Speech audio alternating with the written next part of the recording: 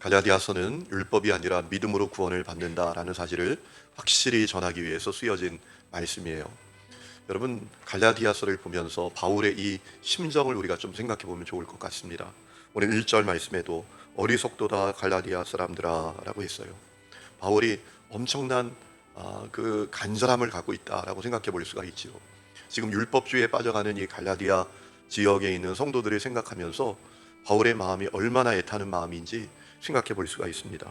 예수 그리스도께서 십자가에 못 박히신 것이 너희 눈앞에 밝히 보이거늘 누가 너희를 꾀더냐.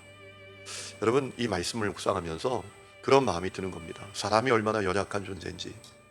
여러분, 우리가 하나님의 말씀 그대로 받기가 참 어려운 존재이구나라는 사실을 깨닫게 됩니다. 에덴 동산의 아담과 하와가 생각이 납니다. 하나님께서 아담과 하와에게 뭐라고 말씀하셨죠? 선악과 먹지 말아라. 선악과 안 먹어도 충분히 살 수 있다 라고 말씀하신 것 아닙니까? 그런데 그 말씀을 그대로 받기가 너무 어려운 거예요. 똑같아요. 예수 믿는 믿음으로만 구원받을 수 있다. 율법 안 지켜도 된다. 그거 없어도 된다. 여러분, 그 말씀을 받아들이는 것이 참 어려운 겁니다. 오늘 그와 같은 모습이 우리 모두에게 있는 것을 보게 됩니다. 우리가 하나님의 말씀 그대로 받아들이기가 얼마나 어렵습니까? 그렇기 때문에 이 새벽에 우리가 나와서 기도하는 거죠.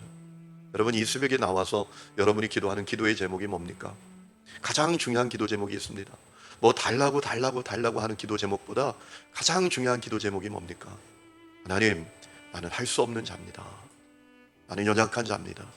주님의 은혜가 나에게 필요합니다.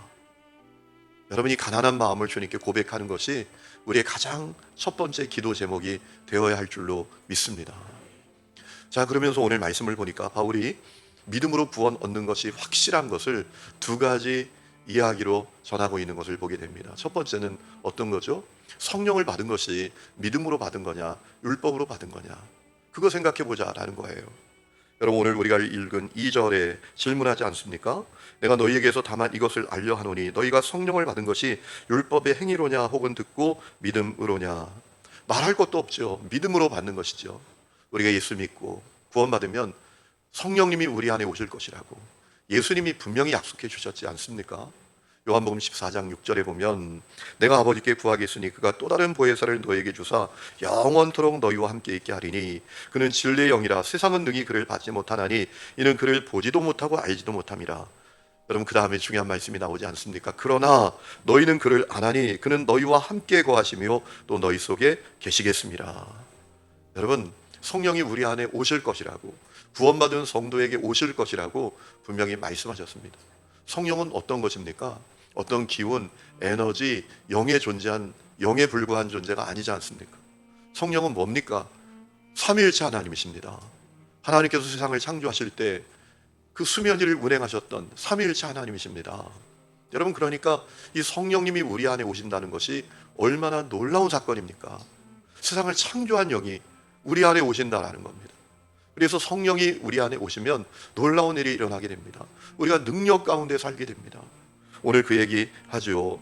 여러분, 5절에 이런 말씀이 있지 않습니까? 너희에게 성령을 주시고 너희 가운데에서 능력을 행하시는 이의 일이 율법의 행위에서냐 혹은 듣고 믿음에서냐. 자, 주목해 봐야 될 말씀이 있습니다. 너희에게 성령을 주시고 너희 가운데에서 능력을 행하시게 한다라는 겁니다. 여러분, 삼위일체 하나님이 우리 안에 오시기 때문에 우리는 능력 있게 살 수 있어요. 여러분, 우리가 자꾸 약하다 그러는데 여러분, 우리는 약한 존재가 아닙니다. 물론 우리가 하나님 앞에 겸손해야 하지요. 그런데 우리는 약하지만 강한 자입니다. 왜냐하면 삼위일체 하나님이 우리 속에 오시기 때문입니다. 이 영적 비밀을 바라보는 은혜가 여러분 가운데 있기를 축원합니다. 중요한 건 그 사건이 믿음으로 일어난 사건이다라는 겁니다. 율법을 지킴으로 그게 가능하지 않다라는 거예요. 또 하나 예를 이야기하죠. 아브라함이 믿음으로 의롭게 된 것. 여러분, 6절에 보면 이렇게 말하죠. 아브라함이 하나님을 믿음에 그것을 그에게 의로 정하셨다 함과 같으니라 라고 했습니다. 여러분, 아브라함이 하나님을 믿음으로 의롭게 되었잖아요. 그럼 아브라함이 무슨 자격과 조건이 있습니까? 아브라함의 아버지가 말이에요, 우상 숭배하는 사람이었어요. 데라가 우상 숭배하는 사람이었다고요. 여러분, 그가 무슨 자격으로, 무슨 조건으로 그가 의롭게 됩니까? 하나님께 의롭게 된 이유는 하나입니다. 하나님께서 그를 부르시고 약속하시니까 그걸 믿는 겁니다. 내가 너에게 복 줄게, 복이 되게 할게. 땅의 모든 족속이 너로 말미암아 복을 받게 할게. 여러분, 아브라함이 그걸 믿는 겁니다. 그래서 하나님께서 그를 의롭게 여기셨습니다. 여러분, 아브라함은 믿음으로 의롭게 된 사람의 모델이라고 바울이 증언하지 않습니까? 8절, 하나님이 이방을 믿음으로 말미암아 의로 정하실 것을 성경이 미리 알고 먼저 아브라함에게 복음을 전하되 모든 이방인이 너로 말미암아 복을 받으리라 하였느니라. 그러므로 믿음으로 말미암는 자는 믿음이 있는 아브라함과 함께 복을 받느니라 라고 했어요. 아브라함이 모델이 됐다는 겁니다. 믿음으로 의롭게 되는 모델, 믿음으로 의롭게 되는 복을 받는 모델이 되게 하셨다는 것입니다. 여러분, 그러니 율법이 아니라 믿음으로 우리가 구원받는 것이 이렇게 명확하지 않냐라는 거예요. 그러면서 오늘 말씀의 10절에 보니까 율법의 이 한계에 대해서 이야기합니다. 율법의 한계가 무엇입니까? 우리로 하여금 절대로 의롭게 하지 못합니다. 오히려 저주에 빠지게 만듭니다. 왜 그렇죠? 율법 다 못 지키니까. 누가 율법을 다 지키겠습니까? 그렇죠? 우리 가운데 누가 율법을 다 지키겠습니까? 못 지키니까 대가가 따르잖아요. 10절이 이렇게 말하죠. 무릇 율법의 행위에 속한 자들은 저주 아래 있나니 기록된 바 누구든지 율법책에 기록된 대로 모든 일을 항상 행하지 아니하는 자는 저주 아래 있는 자라 하였습니다. 율법 다 못 지키면 저주받는 겁니다. 그 대가를 치르게 되는 것입니다. 그러니까 이 율법은 한계가 너무나 명확합니다. 그래서 하나님께서 우리가 의롭게 되는 길을 주셨는데 예수님을 믿는 거란 말입니다. 여러분, 11절에 또 하나님 앞에서 아무도 율법으로 말미암아 의롭게 되지 못할 것이 분명하니 이는 의인은 믿음으로 말미암아 살리라 하였으므라. 13절, 그리스도께서 우리를 위하여 저주를 받는 바 되사 율법의 저주에서 우리를 속량하셨으니 기록된 바 나무에 달린 자마다 저주 아래 있는 자라 하였습니다. 누구도 율법을 다 지킬 수 없기 때문에 우리에게 놀라운 구원의 길을 열어주셨는데 예수님이 십자가에 매달려 우리 죄값을 다 치르게 해주시고 누구든지 그 예수님 믿기만 하면 구원받게 하는 그 길을 주셨으니 이제 믿음으로 구원받는 그 길을 가야 한다라고 하는 거예요. 새 생명으로 살아야 된다는 것입니다. 여러분, 어제 우리가 읽은 말씀에 갈라디아서 2장 20절에 바울이 놀라운 선포를 하잖아요. 내가 그리스도와 함께 십자가에 못 박혔나니 이제 내가 사는 것이 아니라 내 안에 예수께서 사는 것이다. 여러분, 이 선언은 어떤 선언입니까? 우리가 간혹 이 말씀을 자아의 죽음에 대한 말씀으로 인용하는데 사실 이 말씀은 자아에 대한 죽음에 대한 말씀이 아닙니다. 율법에 대해서 우리가 죽었다라는 거예요. 율법 지키고 사는 그 사람이 죽었다라는 거예요. 여러분, 율법 다 못 지키잖아요. 그러니까 어떻게 되죠? 대가를 치러야 되잖아요. 저주를 받아야 되잖아요. 그래서 이제 내가 율법에 대하여 죽었다라는 겁니다. 이제 내가 예수님을 믿는 믿음으로만 산다. 여러분, 그것이 그 바울의 선포였어요. 그 새 생명으로 살아간다라는 것입니다.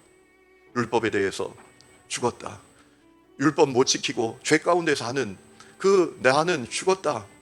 이제 예수님을 믿는 그 믿음, 새 생명으로 산다. 그것이 바울의 선포였지 않습니까? 여러분, 오늘 우리도 그 선포를 하면서 살아갈 수 있기를 축복합니다. 여러분, 우리가 믿음으로 구원받는 놀라운 복을 누리게 되었지만 이 복을 누리지 못하는 사람들이 많습니다. 새 생명을 얻었습니다. 여러분, 우리가 얻은 새 생명은 어떤 것이죠? 삼위일체 하나님이신 성령께서 내 안에 오셔서 나와 연합하고 나와 동행하고 내가 그 능력 가운데 사는 그런 놀라운 생명입니다. 우리가 이 놀라운 생명을 받은 것을 잘 모르고 말이에요. 그냥 율법 가운데 살아요. 다시 말하면 의무적인 신앙생활.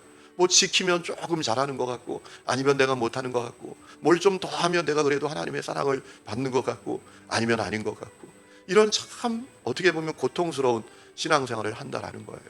마치 율법주의에 빠져 있는 것 같은 신앙생활을 한다라는 것입니다. 여러분, 우리가 구원받았습니다. 믿음으로 의롭게 되었습니다. 새 생명이 되었습니다. 성령님이 내 안에 오셨습니다. 그분과 연합하고 그분과 통행하고 그분 안에서 누리는 놀라운 능력을 누리면서 복되게 승리하는 성도들이 다 되시기를 주의 이름으로 축원합니다.